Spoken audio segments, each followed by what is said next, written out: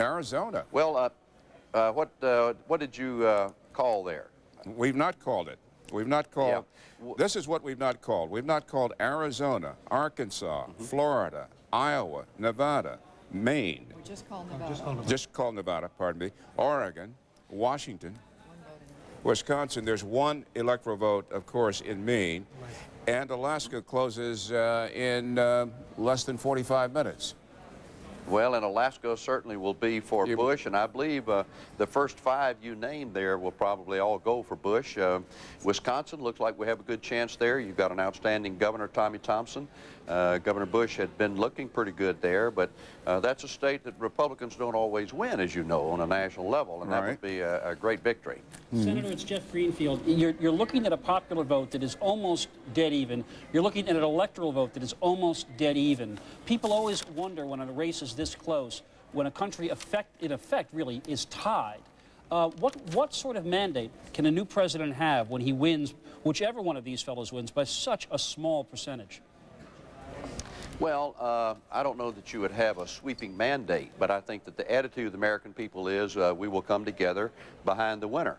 Obviously, I hope that it's George W. Bush. I believe he will bring a new atmosphere and a new approach to how we do business there. But even if it's not Governor Bush, if it's Vice President Gore, he'll be a new man, and there'll be a spirit of effort to cooperate, try to get things done for the best interests of our country.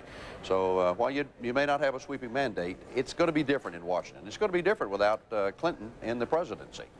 Senator, have you thought, it's Judy Woodruff, have you thought about the possibility of a tie in the electoral vote? We realize that the odds are against it, but have you and some of your colleagues talked about that?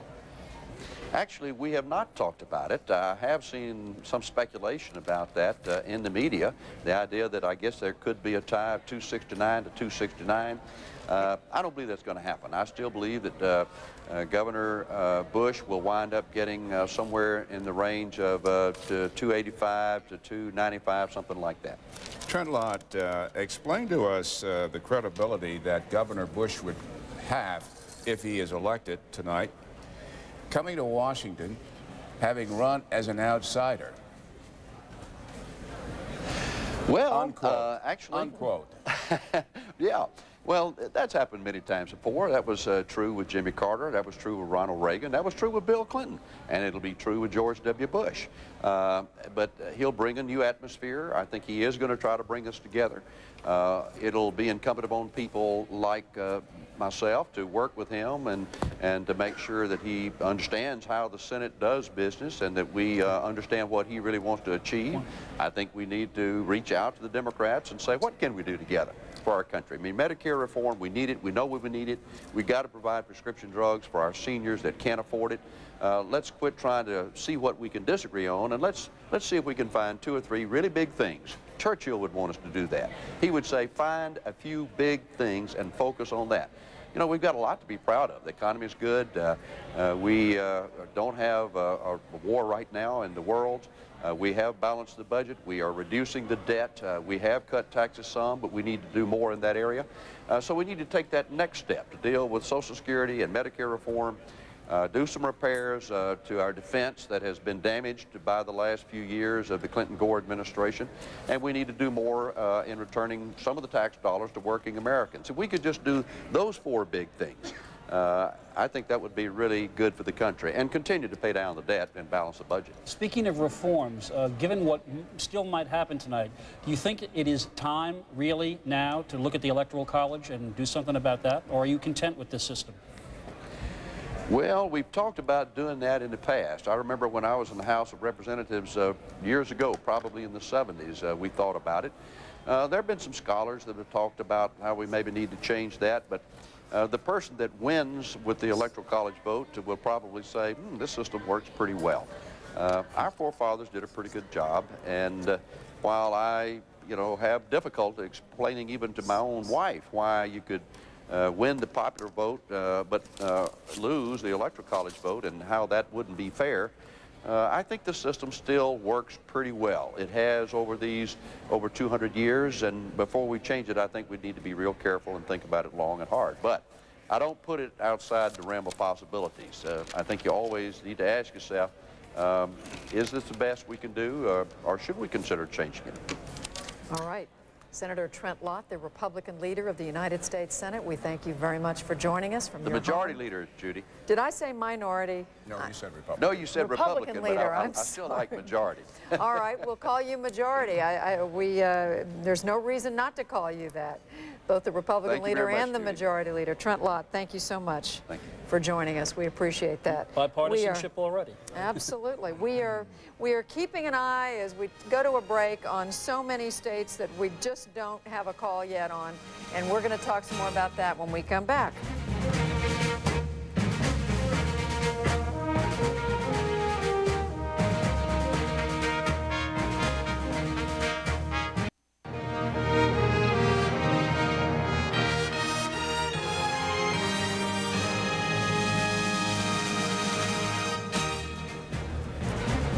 Just after 11:30 on the East Coast, the polls have closed in every state but one, and that is Alaska. We want to show you some important states that we are not able to call yet. The raw vote totals, 74% of the precincts reporting in the state of Florida. George W. Bush with 51% of the vote, a little over 2 million. Al Gore with 47%, 1.9 million. Another state that's still out there, too close to call, Wisconsin, 47% of the precincts reporting, and look at that, a tie, 48% to 48%. And yet another state we are not able to call, Iowa, with 63% of the precincts reporting, Al Gore leading 50% to 47% for George W. Bush. Hal Bruno is taking a closer look at some of these states tonight. Hal, what about Iowa? Put your spyglass there on the state of Iowa and tell us what's going on the ground. Well, with almost 2/3 of the vote in, it is surprisingly close. And the reason for it is George Bush is doing better than anyone expected he would be doing in Des Moines, which should be the Democratic stronghold. Now, Bush is doing very well out here in the West. That's expected from a Republican. Al Gore is doing fine out here in the East, which is expected of a Democrat. And Al Gore is doing okay in the central part, but George Bush is doing better than expected. And that's what's making Iowa so close. Now you go out to the state of Washington, and you get the reverse type of thing happening. In Washington, Al Gore is doing very well not only in the Seattle area, where you expect him to, but George Bush is not doing as strong as he should in the East, which is like the Midwest in terms of the lifestyle and agriculture and so on. That should be strong Republican territory. Bush is winning it, but not as much as he should. And Gore is doing very well over here in the East Coast, along through the Olympic Mountains. Now, going to Oregon. Now, one more thing about Washington before we leave it. Don't forget, half the ballots there are coming in by mail, so we don't know what's going to happen with those. All right, going to Oregon. Oregon, again, is all mail. They're just starting to count now. M-A-I-L. Yeah, all right, that's right. Yeah, postage. Anyhow, Al Gore is doing very well in the Portland suburbs, which is exactly what a Democrat is supposed to do. And George Bush is doing very good out here in the South and the East, which a Republican is supposed to do. But what we don't know is this area here along the coast, and we don't know at this point what the Nader factor is going to be. Oregon could be Ralph Nader's strongest state. And again, that is, Hal, not based on exit polls, because there were no voters to poll. They didn't go to the polling places today. As you just said, they mailed in all their ballots, or they dropped them off at selected points around the state of Oregon today. Yeah, and the important thing about Oregon is that they count those ballots immediately, and they have to be in by today, whereas in the state of Washington, they merely have to be postmarked by midnight today. And how long could it be, Hal, before we know the results, the final result from the state of Washington? Well, that's our nightmare scenario that we've discussed. It could be days. There was one election there where somebody won a congressional seat, went to Washington. They had to call him back 3 or 4 days later to tell him he had lost. Al Bruno, thank you. Wow. In Washington, Mary Madeline, Mike McCurry. It's 11:35 Eastern Time, and it occurs to me that we began this broadcast at 5 p.m. Eastern Time saying turn out, turn out, turn out. Mike? You know, usually by this time on election night, I've been crying in my beer somewhere because the Democrats have lost, but this really is a cliffhanger. I'll tell you one thing. All the speculation about Ralph Nader and his impact is coming home to roost now. If it comes down to Wisconsin, Washington, Oregon, those states that probably should be safely in Al Gore's column, if they are not, a large part of the reason may be because people have voted for Ralph Nader and, in my editorial comment, thrown their vote away, in a sense.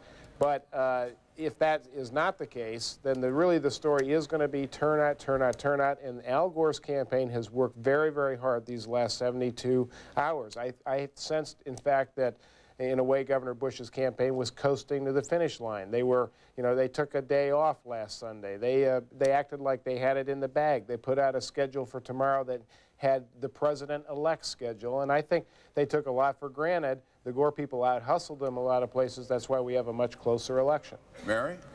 Well, of course, the Bush campaign took nothing for granted, and the schedule they put out tomorrow was a boost to the staff. Look, anyone who questions the hustle of the Bush campaign, or in particular the strategy of spreading their resources over so many Democratic states, which had been questioned, can now consider the genius of Karl Rove. If it wasn't for our picking up the Republicans and Bush picking up so many of these Democratic states, he would not be ahead right now. But still suggesting that, and they've been confident all night long, that Florida was going to remain in their column. So this was from the beginning a very long marathon effort, as Governor Bush said, and it was the most superior ground game ever envisioned and executed on in the Republican Party. And you know, let me say something about Nader. This is what the Republicans said about Ross Perot when he kicked our hiney all over the place.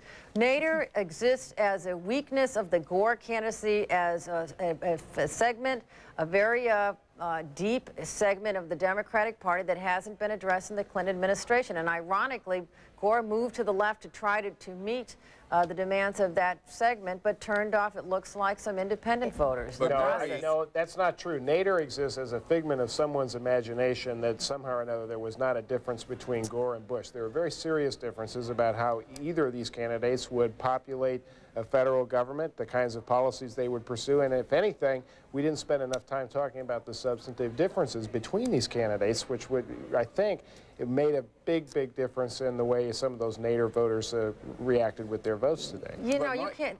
The candidates talked endlessly, ceaselessly, every day about their differences, and Bush made it very clear, and this is one of his winning arguments, that Gore was for expanding government. He made that argument, and it pushed him ahead through the debates and after the debates, and Gore made his argument every day that we want to have, they used to say, a chicken in every pot. We want to have a program for every person. So the distinctions were clear. I don't know what Mike's talking about. Well, the distinctions weren't clear to those Nader voters that I think may have helped elect George Bush, if that's the way it comes out at the end of the day. And hopefully that ground war that's still underway out west will make a difference for the vice president. Well, on that ground war, tactically, obviously, both you people are biting your fingernails, along with people in the campaigns in Austin and Nashville. What do you say has to happen for each of your men to win? Mary? Well, since I got a manicure today, I haven't been biting my fingernails. They got to get more votes. They have to look. You know what I love about this is, this is the oldest fashioned thing in politics. All this fancy media, record-breaking expenditures on paid media. It gets down to what we used to do 25, 30 years ago. Call up people and say, did you vote yet? Oh, I'm coming by to pick you up. You will vote. It's good old-fashioned politics, and it says to people out there, your vote counts. Every vote counts. I think this is very, very healthy for the electorate. It really could help diminish the cynicism about the political process. Mike? And I hope it really does demonstrate maybe at the end of the day that turnout has gone up somewhat too. I agree with Mary that this is going to be an election that reminds everyone of how important that constitutional responsibility of voting is all about. Mary, just a quick question. As I hear you talking about Ralph Nader, you know, so often we heard George W. Bush and the people around him say that Al Gore was the epitome of big spending, liberal, and so forth. And yet, is there some contradiction when Ralph Nader is there to the left of Al Gore?